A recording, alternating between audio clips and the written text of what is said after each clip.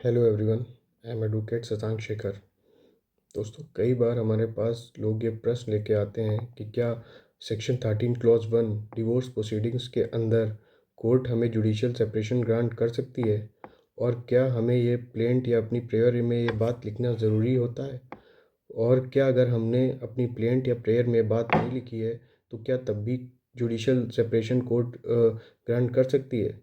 तो इस केस में ये एक अल्टरनेटिव रेमेडी होती है और ये डिस्क्रिशन होता है कोर्ट के पास।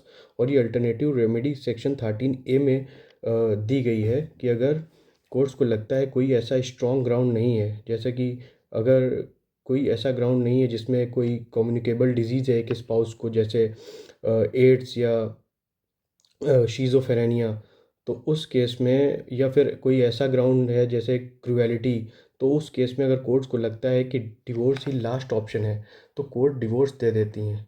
मगर अगर कोर्ट्स को लगता है कि पार्टीज़ के बीच में रिकन्सिलिएशन हो सकता है और इस परिवार को बचाया जा सकता है, तो उस केस में कोर्ट के पास ये डिस्क्रिशन रहता है कि वे जुडिशियल सेपरेशन डिक्री ग्रांट कर दें।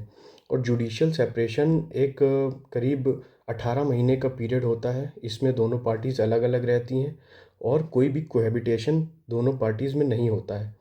और अगर 18 महीने तक कोई भी कॉम्प्रोमाइज़ या रिकन्सिलिएशन पार्टीज़ में नहीं होता है, तब आप 18 महीने बाद जा सकते हैं कोर्ट में और ये कह सकते हैं कि हमारे बीच कोई भी रिकन्सिलिएशन पॉसिबल नहीं है।